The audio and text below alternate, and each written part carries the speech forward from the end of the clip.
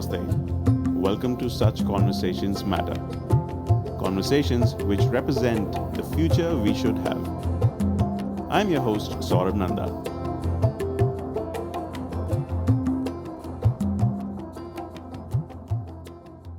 Today, we have Mrs. Pallavi Khanna as our guest. She is a mental wellness counselor who has been working with high school students and college students in Jalandhar, Punjab. I also belong to Jalandhar, and I got to know Pallavi ma'am last year through a mutual friend. Since then, we've had multiple discussions about her work because she's worked with schools where I also work. She's worked with NIT Jalandhar, that is my college. Although I couldn't meet her at that time, she joined the college as a counselor later on. But for the past 10 years, she has been counseling a lot of students. So the conversation today is about the emotional needs and emotional well-being, mental well-being of high school students, college students, what all needs to be done. And then her latest venture called Sage Advice, which uses technology so that more and more people have access to good quality counseling, not only mental well-being and emotional counseling, but also career advice and a bunch of other things that they offer on their portal. They have more than 40 amazing experts from all over the country onboarded, and they provide counseling services to citizens of India, people living in India, and people living outside India, the Indian diaspora. So, without much ado, hi Pallavi ma'am, how are you? Hi, Saurabh. I'm doing well, thank you. Everyone, has gone through this crazy pandemic, which no one really expected. How has been your 2020, or how was it? Because the pandemic is still continuing. Yeah, maybe I can just take on from where you left. You called it a crazy pandemic. So the word crazy is probably what I think is gone down into collective consciousness. So I doubt, would meet anybody who's saying that whatever has happened is wonderful or great. Though people are trying to find some meaning in it and are trying to look at the positive things, which is, I think, part of the resilience and the adaptation that human beings have inbuilt into their wiring. That said, I think initially it was the same like anybody else. It was very confusing. It was even I remember feeling very overwhelmed, and I remember feeling scared like everybody else. We didn't know what was happening, and so I remember feeling the emotions of fear and worry and concern, thinking too much about the future, thinking too much of what's going to happen, where is the world heading to, where are we all leading to, and I think seeing too much of pain all over. So I think that overall it's been a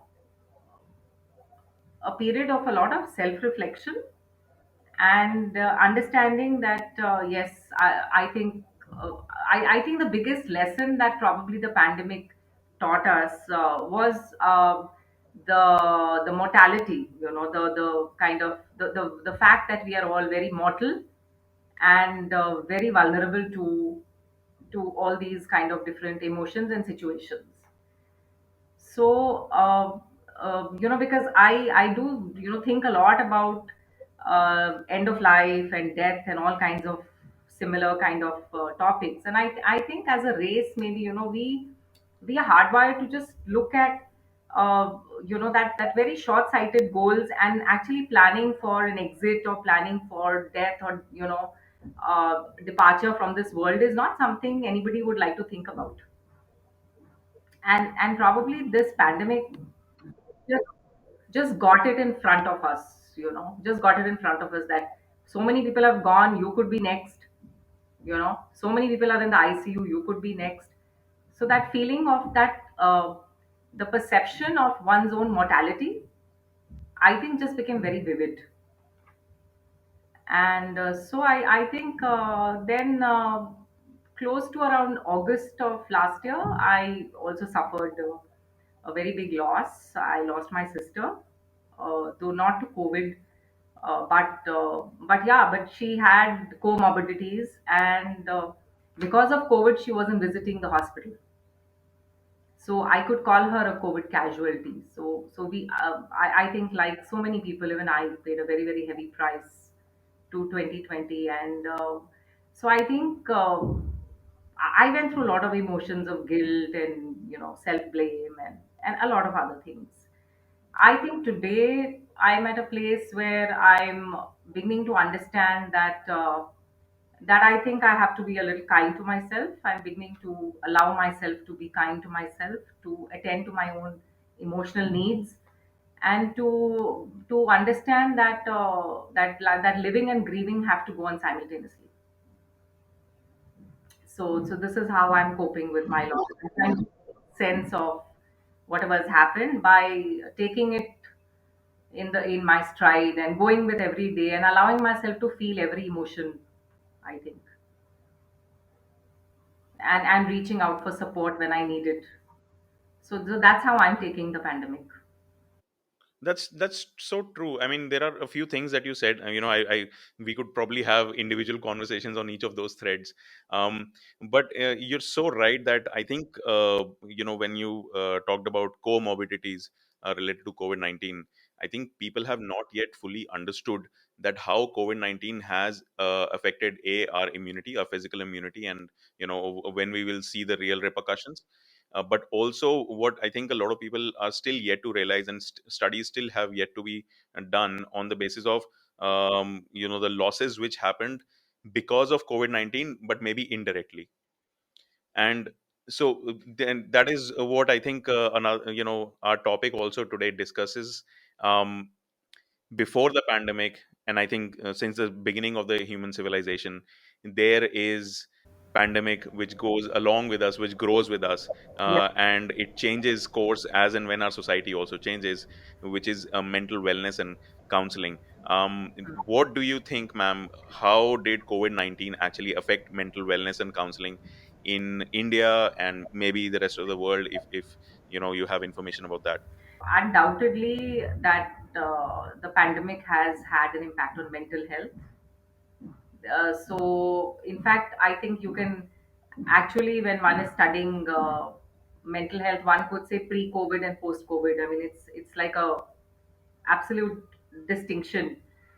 As I said, that the pandemic made us all very vulnerable, exposed, all our insecurities. I think they just played out. All of us just probably just played out all our insecurities. So if there was a little bit of fear, it became magnified. If there was a little bit of self doubt, it became magnified. And so if there was anxiety, again it became magnified. So one has heard of. I think there have been a lot of studies, actual research studies, which did talk about the effect of the pandemic on mental health. And overall, I think this is a global phenomenon, but definitely stress, anxiety, depression has actually risen manifold. And if as a mental health professional you're asking me about the number of, in the increase in the number of people reaching out for counseling services, that also has increased. So there are people who are, reaching out for more for support, to deal with all this confusion, to deal with their feelings of insecurities and anxiety, which have magnified, I think, manifold times. So one has also heard about, a lot of increase in domestic violence. One has heard a lot about how working from home has become extremely tough. There are no boundaries. One is working 20, literally 24/7. There is no leaving work and coming back. So a lot of young professionals who reported the stress of being at the beck and call of their jobs all the time, not able to actually make boundaries. Women who are professionals have not been able to make boundaries, and it's been very tough juggling work as well as catering to, children's needs and home needs, and then ultimately end of the day looking after the house and looking after needs of everybody else falls on the woman. So there has been a lot of anxiety, so no boundaries, like at least from 8 to 8 you can say that, okay, I'll attend to these things later, but now I think these boundaries just evaporated. So I think the notion of space and time just vanished from our lives. So we were working all the time, we were worrying all the time, and we did not know how to do things in a better way or differently. And definitely, I would say that mental health has been a big casualty in the COVID time. Absolutely, ma'am. And I couldn't agree with you more. That's why. So let's, before we get into the topic of the conversation, I would really like to know, how did you get interested, or how did you, finally decide to work in the mental wellness and counseling space? What has been your professional journey so far? Would you like to summarize that for us a little bit? That is something which happened very organically, sort of nothing planned. I did not have a roadmap in front of me.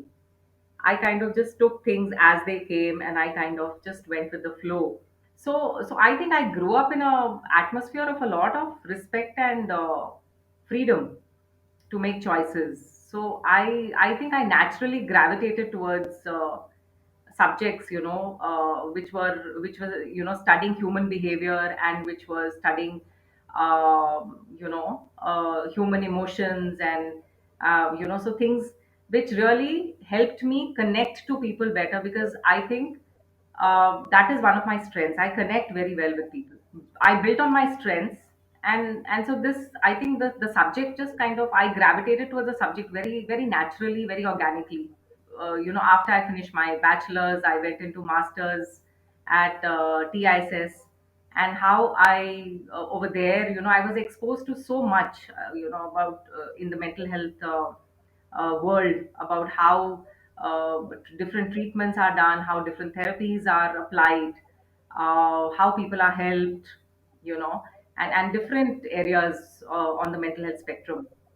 So a lot of exposure. I knew that I wanted to be in this field for forever. This was my calling. But then, so when I finished my masters, worked for a couple of years in Delhi, but then I got married and came to Punjab. When I came here, people did not know about concepts like counseling, mental health. Nobody was talking about it. And this was in the early 90s, right? This is early 90s, yeah, so about 25 to 30 years ago. So I found that, yeah, people don't even know about what counseling is. But I kind of found my way through different NGOs, different like-minded people, kept working, kept trying to build a base for myself, and try to help and reach out to whoever needed my services. So I remember in 1995, I think, established a mental health organization called Maitri, with an NGO called Manav Sevak Society. And so that was a wonderful experience. So slowly and slowly, community based mental health services started to take place out here in Jalandhar. Then I reached out to schools, introduced school counseling. Then I reached out to colleges, then hospitals. So I did it very organically. And then wherever I felt that I needed to upgrade my learning, I did that. So when I was in schools and I met children who were not able to cope with academics, then I got certifications done in different approaches towards understanding children with learning disabilities and learning problems. So it's been, I would say, a very organic growth, and everything which is, I think, totally the foundation would be my interest, my passion, and my love for this subject. How many years has it been? 30. It's been 3 decades. Wow. So Exactly three 3 decades. decades Yeah, worth of In May of this year, I would be celebrating 30th anniversary in this field of counseling and mental health. That's amazing. So, ma'am, congratulations on such a long journey, and you've been a veteran of mental wellness in North India, I would say. Um, Talking about North India and small towns, ma'am, what do you think? How has the attitude of people changed especially in a small town like Jalandhar. Jalandhar is, well, still not relatively a very small town. It's an industrial town as well. A lot of connections with outside India as well. So I would not call Jalandhar a typical small town in India, but still, how has the attitude really changed among the people, in the past 30 years? People have begun accepting that there are certain problems which need addressing. Though I will say that there is still a lot of denial and lot of lack of awareness. An institution that I am actively associated with, NIT Jalandhar, is a place where a lot of informed and people who have had exposure have so they are the population that I deal with and reach out to. So I find that there maybe yes there is a little bit of acceptance and understanding, but overall if I look at the city, there's still, I would say that in 30 years, still I think we're still fumbling and we are still not completely there in terms of understanding of what mental health is. And actually, and so this, I won't call this a small town phenomenon. I would call this the fear of taking treatment, the fear of labeling yourself, the fear of accepting that you have a problem. There is huge stigmatization attached even today, and I won't say this is a small town thing. This is probably across everywhere. It's probably across India.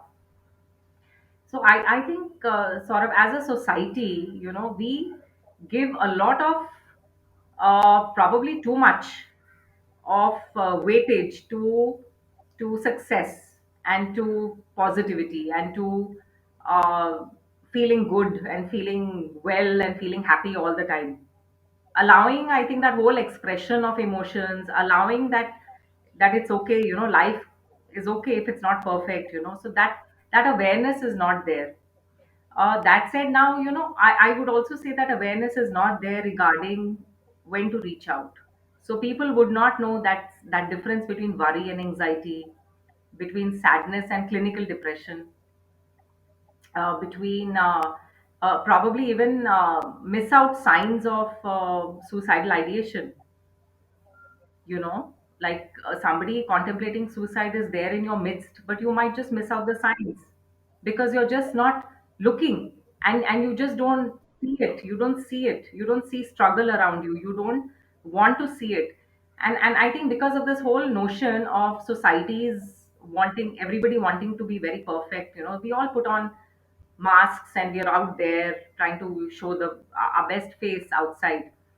So that's, I think, going to that's actually paying, one is paying a very heavy price because of that attitude, where people are, I think, too vulnerable and not willing to show that you need help. So lack of awareness is one problem which is still persisting. So much so, Saurabh, that people don't even know that that there is something called a psychiatrist, or there is something called a psychologist. There is a professional like that. And there are no boundaries. Like, people would come to me and say, "Ma'am, dawai de do," and I'm like, "Nahi, main dawai nahi deti. I don't give medicine." you know so then they are confused. Then फिर आप क्या करते हो? आप सिर्फ बातचीत करोगे, and then they are not very happy that आप सिर्फ बातचीत करोगे. So they want quick fixes, they want medicines. So also telling them that what conditions you need medication and which conditions you don't need medication. So even that awareness is something which we professionals guide. But I don't know, like, for example, somebody who came to me the other day, who has a daughter who is, apparently, from what the mother was describing, is undergoing psychotic symptoms. So when I said that this person needs to go to a psychiatrist, so the mother did not understand, and the mother did not agree, and said that, so there is a lot of myths and a lot of misunderstandings and beliefs about what this whole profession is, and how, if you have a problem which you cannot see, it is inside the person, but it is actually it is a genuine problem. You're not acting out. you're Yes. not you're not just getting attention to yourself, or you're not just acting difficult. you have a problem. How so? I understand, the lack of awareness is there, but over the past 3 decades, you must have observed that the kind of questions that the people are asking and the quality of questions must have changed a little bit. So again, it's not about the entire population, because everyone has different access to information, money, and knowledge, and maybe the culture is more progressive than others. So you will always have those people who have known nothing about mental wellness. But then again, generally, if we try to ask this question as to what what are the changes in the questions which are asked, or have they changed, have they become more open, or have they shut down? I mean, what have your observations been over the past 3 decades? Saurabh, I still have people come to me, and the first session when they sit in front of me, and I ask them, okay, how can I help you? First, I introduce myself and tell them who I am, and what I do, the work I do, and the fact that whatever they are saying, I'm not going to be sharing it with anybody, because confidentiality is a big part of the work I do, and that I'm not judging them, because being non-judgmental is part of my training. So when I tell them that, so then it's I can see that it is okay, they are processing it. And then to make them comfortable, I kind of, I ask them questions about themselves, about the work they do, about the place they live in, or about the families they belong to. So just ice breaking questions. And then once they've spoken to me, and they've shared whatever they wanted to, I, they say, "Oh my God, ma'am, we were so stressed before coming out to you. Before, we were so stressed thinking कि आप क्या पूछोगे हमारे से और हम क्या बताएंगे आपको." So it's like the whole act of coming to the table to discuss about yourself and your emotions is so threatening, that people, that they say that, we were so scared, we didn't know what you're going to ask, and we didn't know if we're adequate enough to answer. So they're already going through that sense of inadequacy, they're already going through that sense of scarcity. And so it takes a lot of courage, sort of, to come to a counselor and to say that I need help. Mm. But when they come, there's still a lot of anxiety in the first meeting, at least, before the ice is broken. And so that is something that's persisting for the last. So human behavior basically doesn't change, it's still there, that first session fear.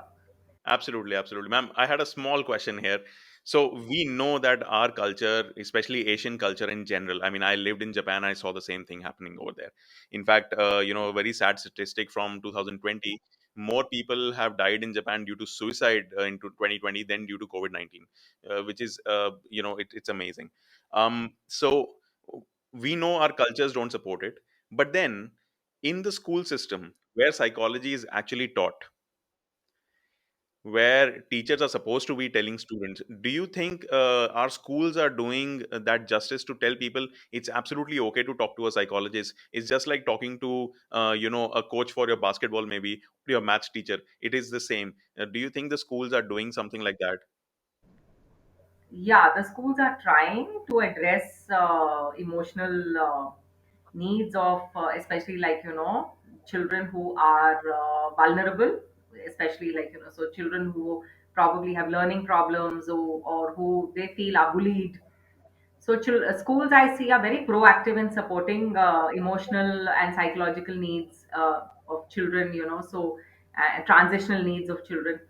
But that stigma, when a child would walk into my office, and then when the child would go back to class, that look that the child would get from the peer, that, what were you doing in the psychologist's office, why did you go there? So that is something which was very perceptible. It wasn't part of a figment of anybody's imagination.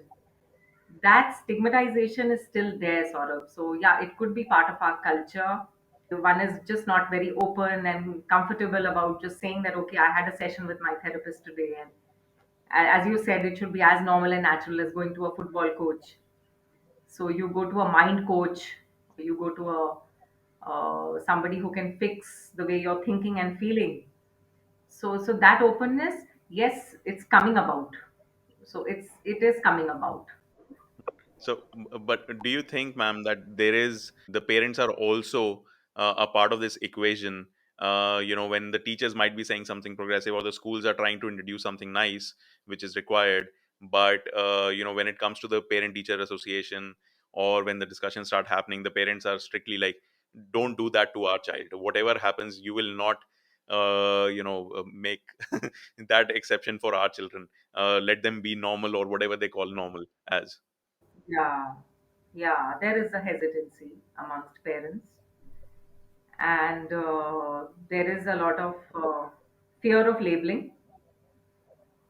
There is that fear that that maybe just going to a psychologist would mentally scar my child. The fact that he had to go to a psychologist, so that fear is there in parents, and probably they don't want to, because then somewhere, I don't know why, but meeting a psychologist is translated into I failed as a person and I failed as a parent, kind of a kind of a perception, which is definitely something that needs to change. That is definitely something that needs to go, because to be proactive and say that, okay, so I'm somebody who's imperfect, and it's okay to be imperfect, and it's okay to take help, and it's okay to share and reach out and get help from wherever, which is the best possible way to overcome whatever stress that you're going through. So that openness is still lacking, and I won't call that a small town thing.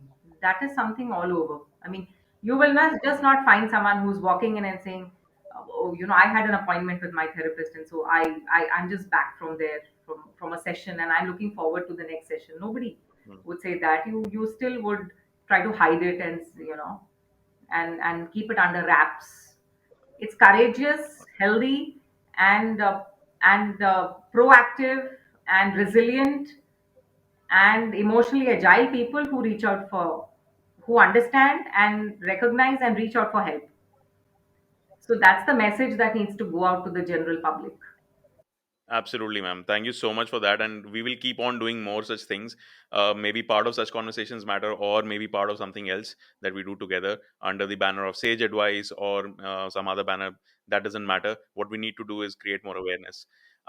So, ma'am, moving on to your, professional stint with NIT Jalandhar, and it is so unfortunate that I completed my studies over there in 2009, and I think a couple of years later you joined in, and we never really had that opportunity to actually interact, and it's only last year that I got to know about you from a mutual friend. So uh, please tell us how your experience has been in NIT Jalandhar. And please tell us, NIT Jalandhar, or NITs, IITs, all these institutions, they are full of young people who are high achievers, very high IQ. Well, not as great as EQ, but yeah, very high IQ. And they ultimately become very high achievers in their life. What are some of the issues that you came across with those students? Yeah. So that's the first question I had when I heard that NITG was looking for a psychologist. I said the very same question, that why do they need, kids there, they've already come into a college, and they know that they'll get a job, and so all's good. Why do they need a psychologist? But it's been 10 years now with NIT, and I have had many great experiences interacting with students. The biggest uh, problem that or issue that people would reach out with would be uh, a sense of feeling overwhelmed and disorganized, and not knowing where they're heading, not knowing, uh, okay, हमने बहुत मेहनत करा, we've come up to this place. So there's this huge part of the population there which does not want to be there, because they were hoping for a bigger, higher ranked college. So there is a lot of dissatisfaction amongst some percentage of people there, students over there. And then the rest of them, there is also a bit of confusion, as I said, and This is not what we signed up for kind of feeling. कि हमें नहीं पता था कि engineering में ये सब होता है, so this is not what we wanted to do. uh, I actually had someone come and tell me, I want to do what you are doing. I want to be working with people. I don't want to be working with machines.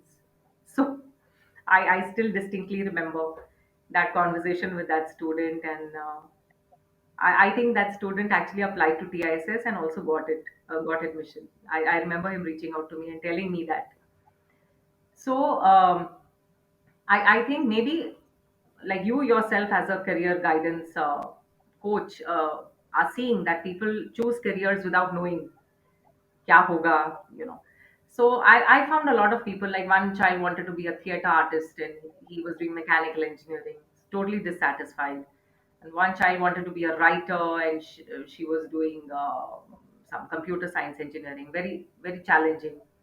So of course they're bright kids, they would do rote learning or whatever and get past it. But a lot of them would understand somewhere in the first or second year that this is not what they've signed up for. This is not what they're looking for to do for the rest of their lives. So there is that sense of dissatisfaction Myself and included. confusion. You are a big example of someone who's diversified and so great. Yeah, yourself included. So like yourself, I think I found many students who came knocking at my door and wanted to sort out, because when they would tell their parents, they would, I don't know how much of support they received from that side. So they would come and at least get some adult, one adult to patiently listen to what they had to share. So then there was a lot of I would say not knowing what freedom actually entails. So they're out of home for the first time. They are on campus. Not much of checking on them. Of course, I was, in fact, I used to interact with a lot of female students who would cry that we have too much of over checking on us. But overall, I would say there was this, there, overall the atmosphere is one of freedom. At least you leave home, you go and stay in a campus and you're free. So not knowing what that freedom entails, so some of the students used to organize and manage their lives very well, but some would really get scattered and just go all over the place and probably get into also some kind of behaviors which are very, very hard to even change later on, like uh, addictions and stuff like that. You come under peer pressure, you don't know how to deal with it. You want to fit in, you don't want to not fit in, not be singularly left out because you're not going with the flow. So those kind of things. And then a lot of relationship issues, plenty of relationship issues, lot of heartbreaks. In fact, I actually began to want to write to a pharma company that, listen, please make a pill for heartbreak. You know, itna heartbreak. Everywhere you go, you would find people who, students who've fallen in love and then have their heart broken, if I were to use that word. So not knowing how to manage relationships and not knowing how much to invest and how to actually provide a safety or a safety net for yourself. You're absolutely right. I mean, and when you're saying these things, just you're just listing them down bullet point wise, and I can actually recall the 4 years that I spent, at NIT Jalandhar, and it's not only about NIT Jalandhar. I think it's common. I've seen that trend in IITs, NITs, all these colleges which have huge campuses. They are outside the city. You're supposed to work with machines, and so what used to happen was we did not have you before. There was no counselor, and we all know NIT Jalandhar also went through a very bad phase of ragging and suicides. So I used to have friends who would talk to me in detail, and I personally did not know how to answer to them. I was just 19, and I said, I don't know what to tell you. I mean, I get it that you're comfortable speaking to me. Probably I have that natural talent, but I don't know what advice to give you because I myself don't know. And isn't it so ironic? You are beating the competition of the entire country and landing at a place. you're supposed to be the future of the country in many ways, and you looked up to you, people look up to you, and parents distribute sweets because of your success, but you are not emotionally well balanced. You do not know how to do it. You do not know how to deal with certain things.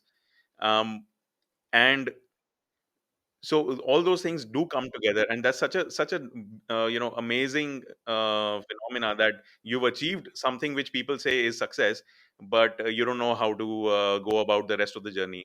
Ma'am, is are there certain points that you would like to share with today's students who are much more informed, I know, and who have access to more resources, but certain tips as to, if you're an engineering student in a high achieving college, or if you're a student in a high achieving college period, how do you manage your life for the next 3 to 4 years? Yeah, that's a great question to ask, Saurabh. And I think it's important that uh, some kind of focus needs to be given towards your mental fitness, towards your mental health, towards how you handle failure, disappointment, being alone, you know, and some kind of exposure to kind of dealing with frustration, so this also comes down to the fact that as parents, what are we doing? It comes down to if you just keep pushing and going behind and looking from where does all this begin, kind of willing to allow risk taking behavior in children, how we want to protect them, how we want to make everything smooth for them, how we want to kind of take away all the thorns from their path. So I think urban middle class parents, they for them their entire life goal is to make their child happy, and comfortable and protected.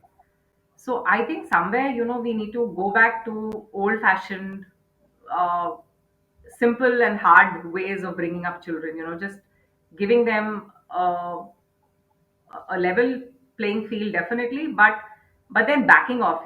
Once you explain the boundaries to them, then children need to be told and given that kind of leverage, to allow and experience every emotion, whether it's disappointment, hurt, isolation, you know guilt, or self pity, or whatever. So rather than that, and all this mollycoddling that we are doing is also reaching to this to children not being able to evaluate themselves correctly. So they'll end up not evaluating their situations correctly, not knowing how to respond to situations. So no prior preparation for anything, and they leave home, they come, and then the first time that they experience some kind of difficulty, they don't know what to do, because this is a situation they are unfamiliar with. So I think ultimately allowing for more resilient parenting and sensible parenting is the need of the hour. Absolutely, ma'am. And what about ma'am, students who have already reached the college, and they've gone through whatever kind of parenting was provided, and they suddenly see, now what should I do? What do you think we should tell them, as to these are the few things you should keep in mind, and then just go for it? Allowing for emotional expression, allowing for I don't know, I don't know, maybe we are not we are not being brought up in that open manner where we are allowed to share what we feel. And I don't even know who would be interested in listening to what I'm feeling, but it's important for me to understand what I'm feeling, and important to reach out to somebody at least for help. So I know that I've met so many students who at times I'm surprised they don't have even a single friend. So they don't know, they're probably socially isolated people. They don't know how to reach out, how to make a network of friends, how to trust people. So these are basic issues that people are going through. They need to learn that you can trust. Even if a friend let you down, you could make a new friend and go on. The journey has to carry on. So learn taking these small life lessons, and making sure. So there's a lot of research that shows that people who are well connected, people who have strong social supports, do better socially, emotionally, do better. So my kind of advice to all youngsters is to reach out. Even if you are an introvert, I'm sure you can reach out to at least one person who thinks like you, who you can trust, who can share. Also staying connected to family. I would give that advice to all youngsters. Stay connected to family. However successful or big or whatever that you achieve, whatever grades you may achieve, whatever, but nobody can be more supportive and more good about your future than your family. So I'm noticing a lot of disconnect with families. Nobody wants to, like, when I talk to students and I ask them, when was the last time you called up and spoke to your parents. It would, some students would say 6 months, some would say like 3 months, 2 months. And that would surprise me because I'm a person who likes to stay connected on a day-to-day basis. So, but there is a trend of shifting away from families and thinking that how can we begin something, so communication never happened when we were there. Now we've left home. How can we restart the communication? So how do we join bridges? How do we something that was non-existent earlier, how do we begin that? How do we initiate? Or how do we just say sorry and reach back to old friendships that probably are have gone bad or have gone sour. So how do you say sorry, and how do you join, and how do you kind of connect, make old, revive old connections? So I see a lot of youngsters deal with these simple challenges, and I think this is what goes towards making them more resilient. So I had a question over here, ma'am, and you talking about these amazing tips for the students. Stay socially connected, and well, engineering colleges, most of us are introverts who end up in engineering colleges, whether by choice or whether by nature we become introverts.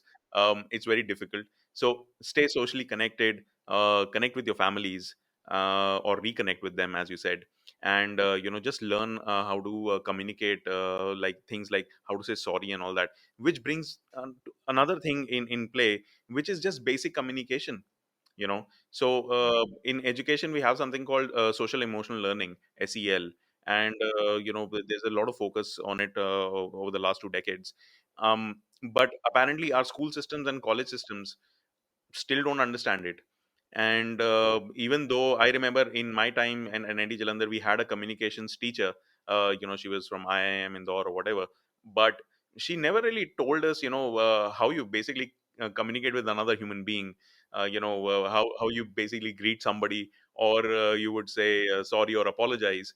Um, Ma'am, do you think that today's students, they are better off than earlier, maybe my time or maybe even before that? Do you think they have more resources to look out for, to learn these things, even though the schools and families are unaware of teaching these things to them? So there's this book on emotional agility by Dr. Susan David, which is really very, it's on the best-selling kind of chart right now. So there's plenty of information, sort of. But then again, I would like to reiterate that this is a time of too much information and very little wisdom. All you have to do is just know who you are, and stop just. Hmm. So one big stressor amongst young people is trying to fit in. And when they're trying to fit in, they try to project themselves as what they are not. They're not actually that, but they try to show it. So much of incongruence and so much of dissonance that's there, because I'm not that. I'm not the, what I'm showing socially, what I'm showing, I'm not that person, but I'm showing it so that I can fit into the group. So ultimately it all comes down to know yourself, know who you are.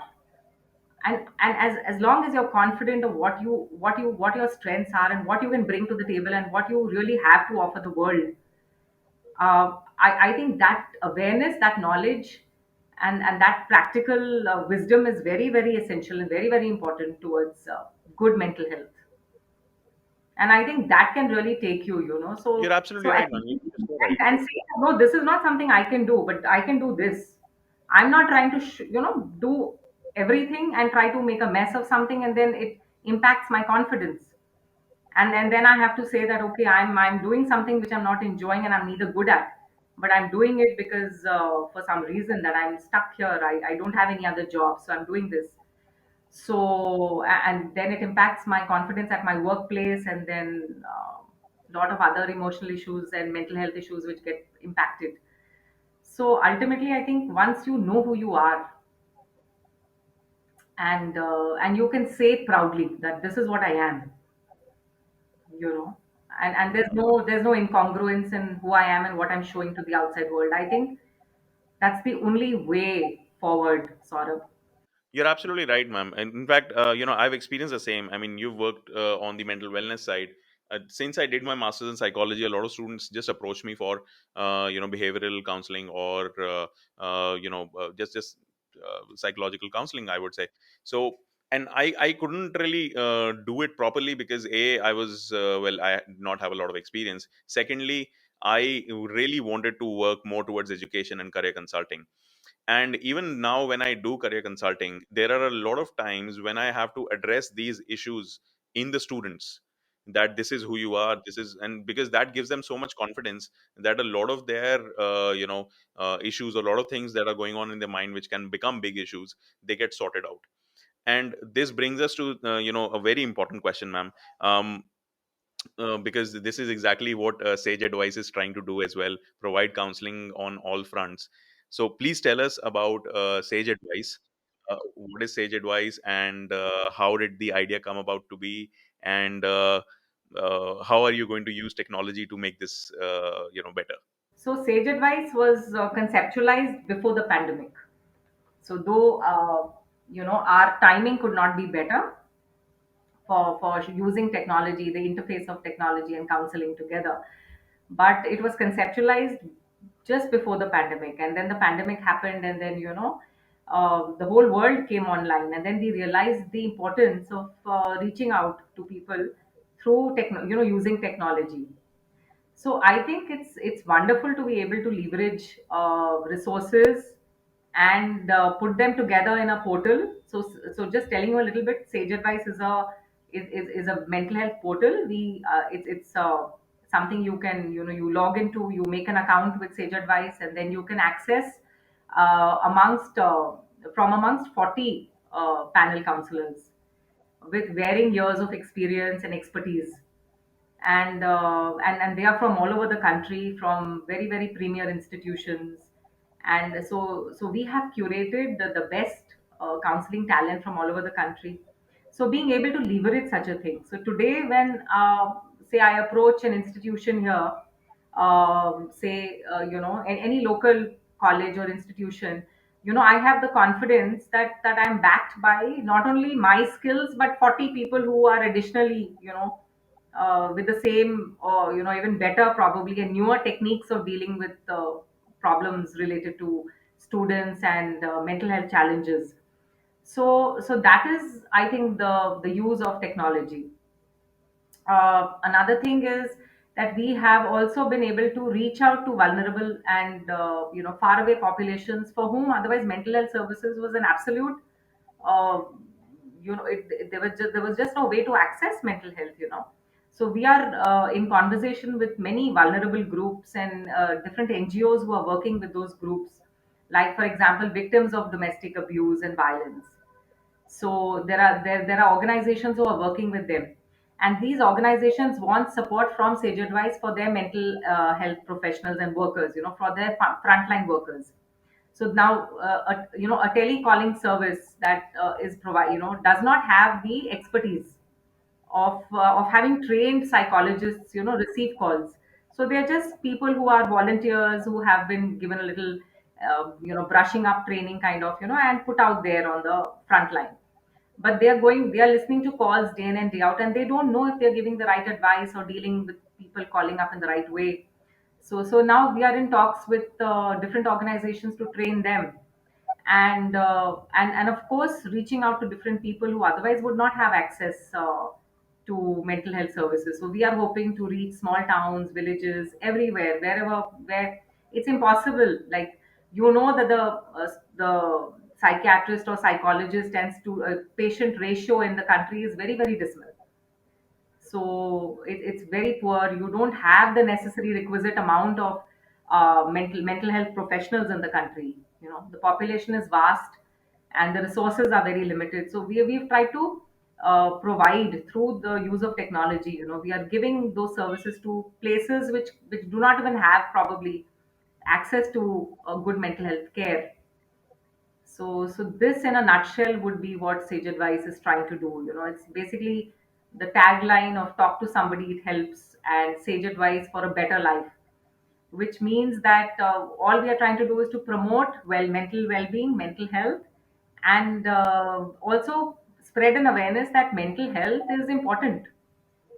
You know, you can't keep brushing things under the carpet and suddenly one fine day you have a panic attack and you don't know where it came from, you know, or you pushed yourself towards the edge of depression, and it's impacting every aspect of your life and you don't know what to do with it. It's impacting your relationships, your work, your whole life.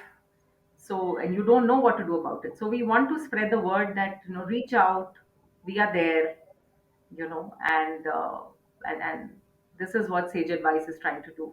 So technology has definitely, enabled us to do this, and it has been a new, not a new phenomena in India actually. If we notice, for the past 5 years, we have so many different ventures, and 2020 has been a blessing in disguise as far as mental wellness is concerned in India. Mental wellness counseling accessibility is concerned in India, because I see so many different ventures coming up, non-profits doing different things, celebrities and industrialists investing money into this, and so on. So definitely that is there. My question here is, ma'am, so counseling also has a bit of a cultural, I would say, flavor to it, because if you do not understand somebody's circumstances, cultural circumstances, you can definitely not be as effective in counseling as you would like to be, because a lot of the time the cultural circumstances are the biggest culprits, right? So how does how do we counter this? Because if somebody from, let's say, Tripura calls up and asks for advice, and so how is that being tackled? So we had that in mind when we were curating our panel counselors. So we've tried to have fair representation from all parts of the country. And so we also have, so we have people from Northeast, we have counselors from Bengal, we have counselors from South India. So we've tried to take this cultural kind of point of view into concern. You know, we had that in mind while, you know, we were making our so we really wanted to go vernacular. We wanted to go culturally specific, and be relevant. So we have kept that in mind. So that's why our panel counselors are from all parts of the country. And in fact, we also have people who have, on the panel who are Indians who are settling outside India. So ultimately, the plan is to also reach out to the Indian diaspora who are, outside the country. And I in fact have clients calling me up and reaching out to me from Indians who are settled outside India, who feel that it's impossible to, as you said, that the cultural connect is missing. So they go to a counselor there in their city, but they find that they're not actually satisfied because of the lack of cultural relevance, on not being viewed in their own cultural context. So you're absolutely 100% right about that, and we at Sage Advice, we've kept that in mind. Absolutely. And I hope Sage Advice grows up to this, the vision that you and the other core team members have had. Ma'am, I would like to know as to what all did you contribute to Sage Advice? How did you go about the process? Just to inform others, aspiring psychologists maybe, so they can learn from that. So the client has to log into and make an account with Sage Advice, and then we've designed many self tests. So they are part of the portal. You know, it's embedded into the portal, and so you take a test and you come to know whether what you have is, as I was talking to you about, that thin line between worry and trauma and anxiety and and stress and depression. Everything is at times used synonymously, but they're all very different. So trying to understand where are you on that spectrum, between like just a simple worry to an absolute experience of a very severe bout of anxiety, you know so you can check yourself, you can test your own self, and that once you get a score, you're also given some kind of a simple kind of an advice about how to what you should do and how you should help yourself. And of course there people are encouraged to reach out for help by kind of actually taking a counseling session. So the process is very simple. Either the person knows, okay, for example, I know I need relationship advice or counseling, so I can choose from a panel of experts who are have the expertise under relationship counseling.